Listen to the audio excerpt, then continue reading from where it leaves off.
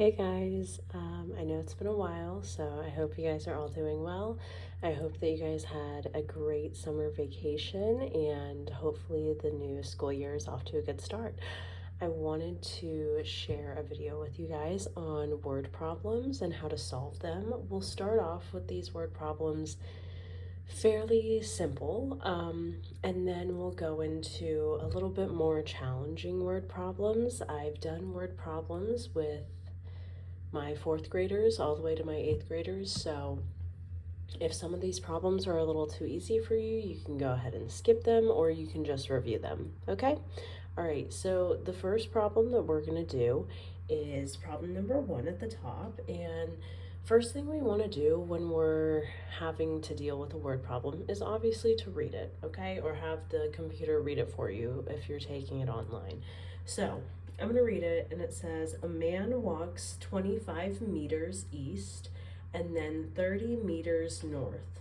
How many total meters did the man walk? So most of the time in the US, we don't really use meters in math when it comes to elementary school math, but as we get more into, let's say, middle school, high school, and college level math, you will be using meters because they're in this unit system called the SI unit system. But I'm not going to talk about that today. We're just going to solve the first problem. So first thing that we know is that the man walks 25 meters east. Does it matter what direction he's walking in? I'm going to say no. And why no? Because what is the question asking us? This is our very important step. This is where we need to underline, okay? So I'm going to first underline the question that it's asking us. So it's asking us, let me see. Oh yeah, as long as you can see that. How many total meters did the man walk? So we just want the total amount of meters. So first amount of meters we get is 25, right? So I'm going to write down 25. And then the next important number that we want to circle is 30, okay? So if he walked at first 25 meters and then he walked 30 more meters, then we can say that this is just 25 plus 30, okay?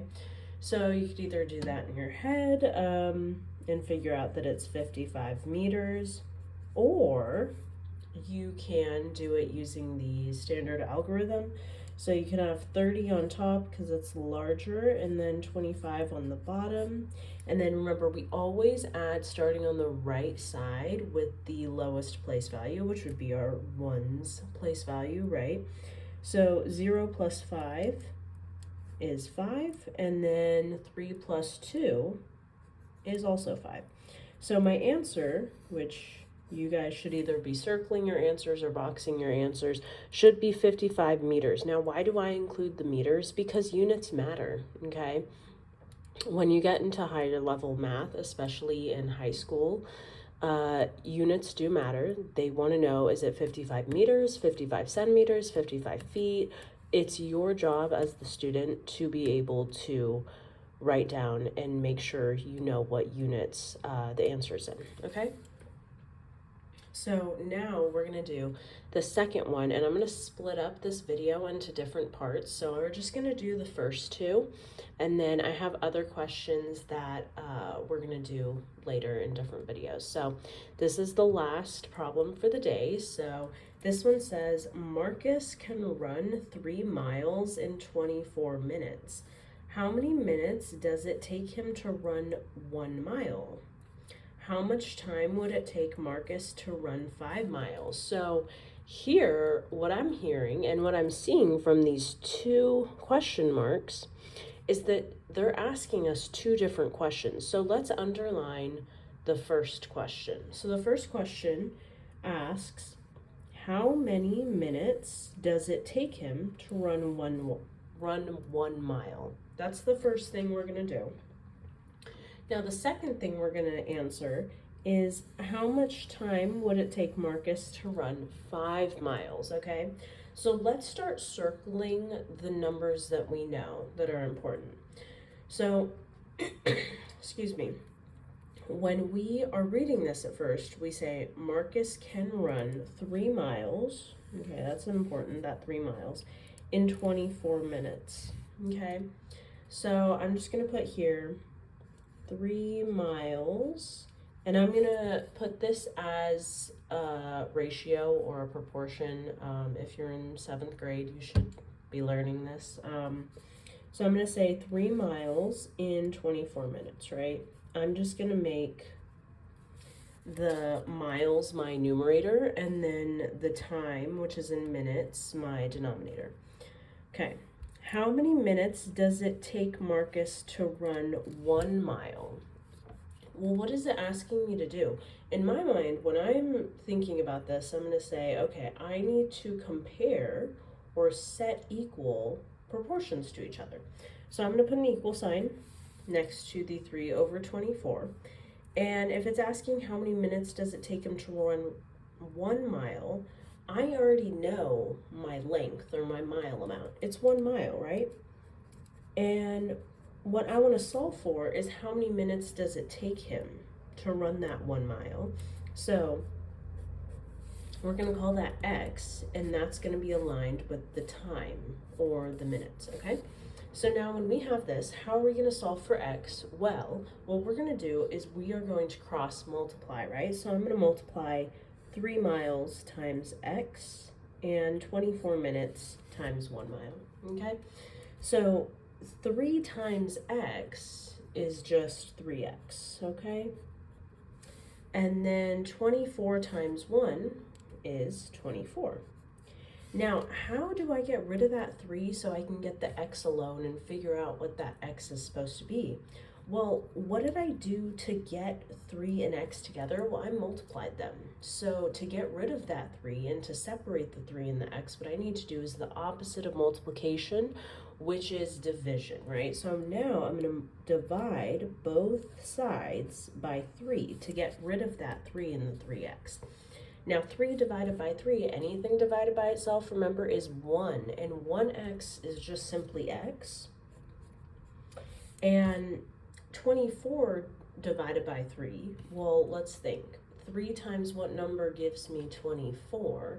I know off the bat, it should be 8, right? So remember, we always need to add our units, okay? So for the first part, we're going to say that it takes Marcus 8 minutes to run 1 mile, okay?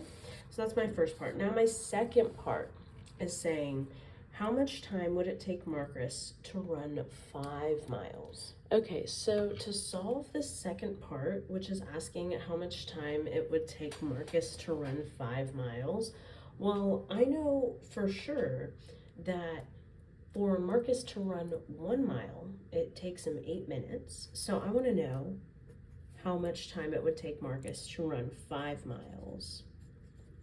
So I don't know the time, so that's going to be my x, but instead I'm going to use a different variable, and instead of x, we're just going to use m, okay? So now what I can do to solve for m, which is the amount of minutes it takes him to run 5 miles, is, again, I'm just cross multiplying. So I'm going to multiply 1 by m and 8 by 5. So 1 mile times m, or 1 times m, would just be 1m. And then that's going to be equal to 8 times 5. So 8 times 5, I know, is 40, and the easiest way you can do that is counting by 5s until you get to your 8th finger. So 5, 10, 15, 20, 25, 30, 35, 40, okay? So now I'm pretty much done, okay? Because what is 1m? 1m is the same thing as m, but we can still do the math here, and we can still divide both sides by 1. 1 divided by 1 is just 1, okay? These are going to cancel out, so you just get m. And, well, they don't really cancel out. But anyways, 1m is the same thing as m. It's just written or expressed differently, right? Now, 40 divided by 1, anything divided by 1 is itself, the original number. So 40 divided by 1 is just 40. And it's 40 what? 40 minutes, okay? So I am not going to circle these two. I'm going to write a sentence on the side here. Or I'll write two sentences. Okay, so the first sentence is going to answer that first question, which is how many minutes does it take him to run 1 mile? So I'm going to put down in my sentence here that it takes Marcus 8 minutes to run 1 mile. And then my second sentence is going to answer the second question. So how much time would it take Marcus to run 5 miles?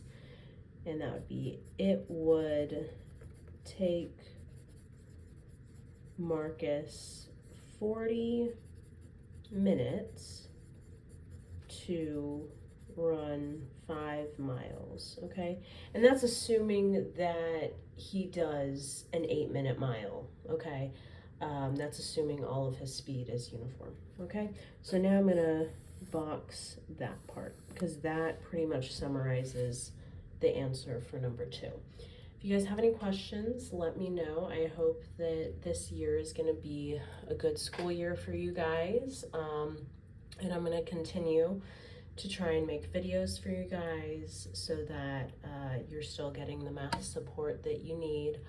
And yeah, my only advice to you guys is that every day is a new day, and it is never too late to kind of turn your attitude around, to turn your life around, to turn your academic setting around, okay? So even though, teachers sometimes don't accept late work or, late homework assignments, it's never too late to tell your teacher or educator that you want to start being a good student in however you may think that is, okay? So it's never too late to turn it around, and I believe in all of you guys. I believe that you guys are gonna have a great year. Okay, well, miss you guys and have a great day. Bye.